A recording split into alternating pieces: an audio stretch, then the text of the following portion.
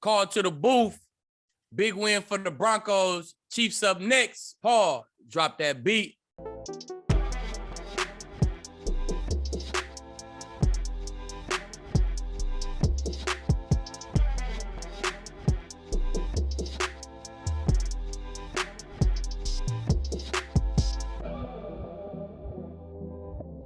Harrison, Sanford, Aqib Talib, call to the booth. Week 13 right here on Altitude TV. If you're watching on your television, obviously we're also available on podcast as well.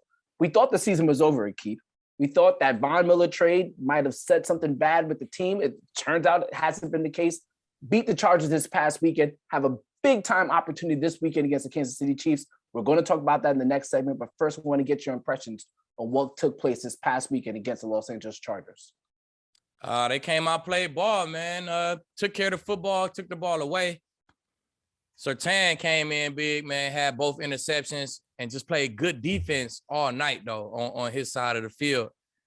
He really stepped up. Chubb back on the field, man. Chubb kind of make the defense come together. I feel like when Chubb there, he make Justin Simmons play better. Like, you know what I'm saying? You see Justin more confident out there when he out there. Surtain play better. Like, the rush, you knock off a little bit of time on that clock when Chubb there, man. So the defense looked up to par, man. That was a good offense they played against. They slowed it down. They stopped the run. They stopped the pass. They ran the ball good on offense, man. So it looked good, man. You going to Kansas City, you feel like you got a chance looking at your last performance. Yeah, they really put Justin Herbert under a lot of pressure. It didn't seem like he was comfortable there at any moment of the game. Let's do a quick outlook on the situation now for the Broncos. They are 6-5 on the season, tied with the Raiders, who they lost to already, but also have another matchup against, and tied with the Chargers, who they obviously just beat. The Colts are 6-6 after the loss to the Buccaneers. The Browns are 6-6 after the loss to the Baltimore Ravens, and the Steelers are 5-5 and somehow tied with the Detroit Lions. Those same Chargers playing against the Bengals, who are 7-5 on Sunday. So a lot of opportunity here, and I think Broncos fans should be thankful that we got that 7th team now in the playoff chase, because now they're wide open and available to make that playoff run if they go ahead and get that win. Before we move on and look at those other matchups, including that Chargers and Cincinnati Bengals matchup, I think it's pretty obvious, but we have to say it. Who's the Bronco of the week? Bronco of the week. Oh my God, we know who the Bronco of the week is. Surtain, baby. 2 picks, 1 to the crib. You know what I'm saying? Best game of his early Bronco career, man. He's going to have plenty more of them to come, man. Proud of that young boy. He looked super comfortable this game, man. Real straps on that left side, man. So shout out Surtain, Bronco of the week. I do want to talk about his matchup, or the secondary's matchup against Patrick Mahomes, but want to give him a shout out as well. Apparently, during that pick 6, he hit a speed of 22.07. That's the fastest by a defensive back with the ball in his hands in the last 5 years. So not only is he playing the ball well, but as you would know, it keeps, it's not just making the plays on the ball, it's what you do with it when you make a play. Gotta go score, baby. There you go. All right. So other note as well, didn't really need the passing game too much, but a little bit worrisome for you. I'm wondering, 6 catches, 68 yards between Tim Patrick, Cortland Sutton, and Jerry Jeudy. Concerned or no? Well, I think that kind of was the game flow. They ran the ball good, man. They threw the ball to Williams out the backfield good. He hit big plays. So I'm not really concerned, man. Yo, you get 28 points on the board, you spread the ball around to everybody, and you run the ball that good, you score in the red zone. I'm not really concerned. I'm not too concerned on it. It was the flow of the game, man. They ran the ball for 150 yards. So I'm not too concerned about it.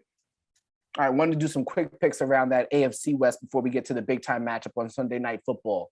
Chargers going to Cincinnati. Joe Burrow just lit up the Pittsburgh Steelers. Chargers obviously need to get back on the board to stay in this race. Quickly, who wins? Chargers at Cincinnati. Cincinnati gonna win. They at home.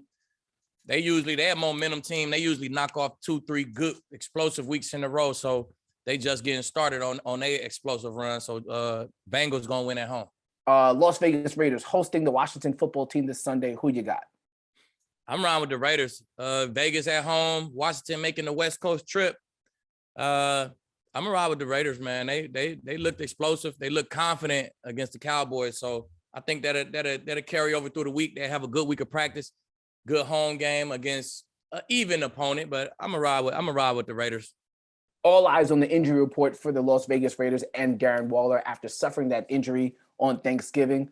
But enough about those guys, the big guys, the ones that we really care about. Kansas City Chiefs, Denver Broncos, Sunday Night Football. We talk about it next, right here on Call to the Booth. Tell our Broncos fans what you think about the Chiefs now at this part of the season. I think the Chiefs is on the move, man. I said it before on our show that the Chiefs had one of the toughest starts to the season out of everybody, right? So I think it built them, man. It built them. It kind of humbled them a little bit, gave them a good idea how teams was going to play them going forward. And I think Patrick Mahomes is adapting to that. He's not throwing it deep as much. Take those mid-range, 8-9 yard passes, check downs, things like that. So, and then their defense, man, their defense is really coming along. They ain't stopping people from getting in the end zone last few weeks. They got Ward and Snead together. That's the key. You got to have Ward and Snead out there together. Then they can play the kind of defense that they want to play, man. So those guys been out there together for the last 4 weeks or whatever. The Chiefs is coming. Chiefs going to make a lot of noise the next couple months. A win over the Kansas City Chiefs does not guarantee the Denver Broncos a playoff chance, but it sure will help them get into the playoffs if they do get a win at Arrowhead. They haven't won there since 2015. Before we talk about the matchup, Aqib, describe what Arrowhead Stadium is when the Broncos come to town. Man, that's one of the toughest places to play, man. The weather is always around this time of year. The weather gonna be crazy. It's gonna be freezing with some wind, stuff like that. But that crowd, man, that Arrowhead crowd is loud. It's a loud, rowdy atmosphere. It's hard to play there, man. It's gonna be Sunday night too. It's gonna be crazy. It's gonna be super loud. So super loud, super cold, tough place to play. You better get ready for it. We've talked about teams not looking their best coming off the bye week. The Kansas City Chiefs coming off of their bye week. What can the Broncos do to hopefully keep Patrick Mahomes to his human levels that we've seen so far this season? Can they replicate that again? I think they got to run the ball. They got to do what they did against the Chargers. They kept Herbert on that sideline, man. They put pressure on him while he was in the game. Chubb got a lot of good pressure on the defense. In all, got a lot of good pressure on him. That's the same thing they're gonna have to do to the Chiefs. And that 150 yards rushing, they gotta do that again this week too. That's gonna keep Mahomes on that sideline. That give you the best chance to win. If you toting the rock, slowing the game down, keep that offense on that sideline. So for the most part, you're the expert here, but it looks like the Broncos are playing pretty much man coverage on the outside. And then can they replicate that against somebody like Tyreek Hill? What do you do about somebody like Travis Kelce? We've seen a number of teams go 2 safeties high against the Chiefs to kind of force them to kind of ball control the game or keep the ball in their hands and kind of dink and dunk their way up the field. Should the Broncos replicate that? Because again, to your point, you want them to run the ball and keep possession. It's going to be interesting how they play it, Harrison, because they, like you said, they really a man coverage, match 3. So when they in cover 3, they almost kind of play it like man, or they make it look like man. You might have some help right here, or let this guy go if he go inside or whatever. It's kind of like a match 3, single high really. And everybody been playing Kansas City, and it's 2 high, cover 4 or cover 2, and they've been successful against them. But I mean, lately, the past few weeks, Mahomes been finding his rhythm. He's been being more patient against those that 2 high look. But it's gonna be interesting to see what the Broncos do, man, because it's been teams who predominantly single high teams. But when they play the Chiefs, they're coming out playing as 2 high, and they've been successful at it. So I don't know. It's a decision that got to be made, and I'm curious to see what decision they make. If it was me, I'm a ride with the crowd, man. I'm a play 2 high. I'm gonna keep everybody deep. I'm gonna keep Mahomes throwing it underneath, man. I'm not gonna give them what they want and play man and give them single high and have Tyreek and Kelce running all over the place. I'm not gonna do that. So I'm a ride the wave. It's a copycat league, man. I'm a study them 2 highs, and we're gonna practice it all week. By Sunday, we'll be ready to go. Yeah, sometimes it looks like you got to go outside of the box of what you've been working on all season if you want to get the dub. We'll see what happens. And speaking of getting the dub, kind of interesting. Broncos are right now 10-point underdogs at Kansas City with the 47 under over. You got about 15, 20 seconds. What you got to keep?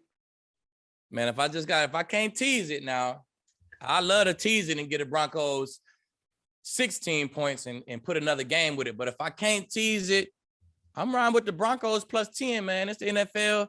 The Chiefs ain't been covering too many spreads. I think they might cover last week, but they ain't been covering too many spreads, man. So Broncos plus 10, I'm riding with that all day, especially off of this big win. We've seen all year long, underdogs have been doing very well in prime time. We'll see how the Broncos do here in Week 13 at Arrowhead Stadium to get their first win there since 2015. For Aqib Talib, I'm Harrison Sanford. We'll see you guys next week.